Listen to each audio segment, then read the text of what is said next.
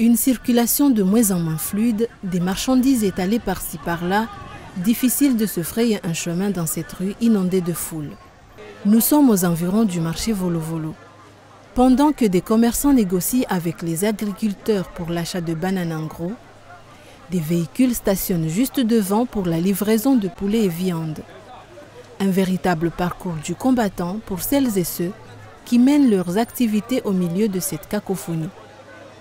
Entre deux régimes de bananes se trouvent des fournitures scolaires. Une situation qui pourrait paraître insolite pour beaucoup de gens. Et pourtant, c'est ce qui fait le charme de ce marché central de Moroni, capitale des îles Comores. Tout le monde s'active. Nous avons réussi à tendre le micro à certains vendeurs de légumes pour nous faire part de leur quotidien.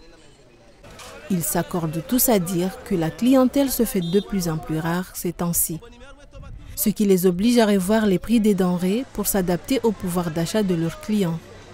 Sababu de crise nyingi kawasi pesa akila mvanja asiliara na mnyawe inu crise ndi atongeza ra wasuli daraja ya janna mengu merandaru chatuka ya tomati ngio inji parce que tomati ketsina haina mndu unushindoni shando kaya e biashara kaiti akayambia se tujua kabati mapesa tujua za darindi ni shamfikuru kaya wakatirilo nuo unu hokweli unushindoni kartu zamba hindo sababu kaya ngabo crise armaenti paka utu au mwezi wadunga wose bujandu almajevye mara moja gwa wajaru zambandu alibasi kartu na ndongo tena fanya no fumwa au dimwa kartu na ndongo tena paka wanyaso la Ufaransa waje wanu bose ja warulize biashara bia basa no kabusta ndongo na tikeza kakula suku kartu na faida ya stike shindo tisho mna mashindo shangamia pia ma ilo ajifu upepo movule pia ndongo la kartu lekezewa mano bojati kama no tiketa njauza hindu tamidida tsimida bantu mengomina so bantu namba hindu sina tamba tibom kuba pia wawono wanobrija matfonto mengomina atika obrija sambe mana nyamba nikes mengomina ndibe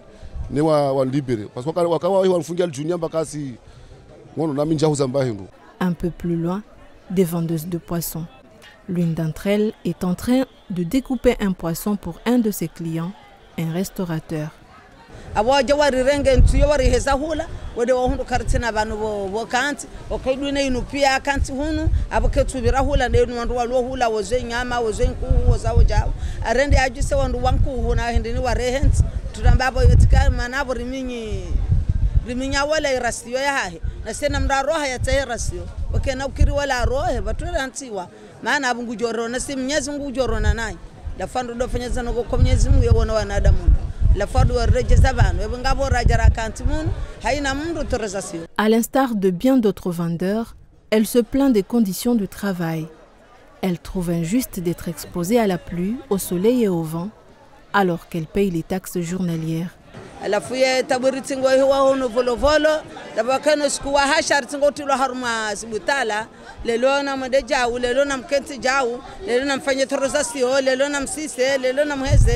Alafuri sampanyiwa he namna hiyo karutu jwarar ndaje si wananti sis garjo shikimriri haina usikutorozacio haina mahatorazacio haina mwezi torazacio wananti wansho namna jo hormaenti yao yo torazacio garjo kauzen yekesela dikejaja arjo kauzenri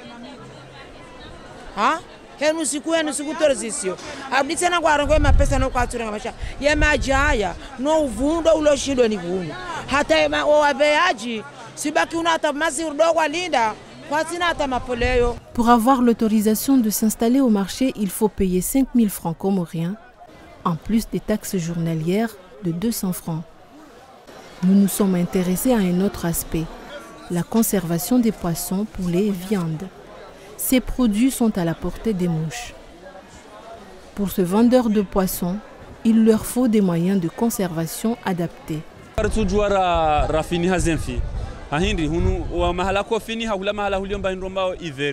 Arjone sama arjona mfano mada bonze iho wofini hazemfizo wakati zo karma mabwati ya plastiki mra wandu pia dowona shazo kazi komelo nezenzi shahunu hatu hunu joto tuvu abore fini hazemfinga zishofeo joto ziolo solution ya mwando na joona ukaya joka masulaha dekaye daula warisaidi ya haku wa jori saidi haku ikawa wa hashindo jina wasoshito wabandranzi ukaya shindo spécial shaheshereo.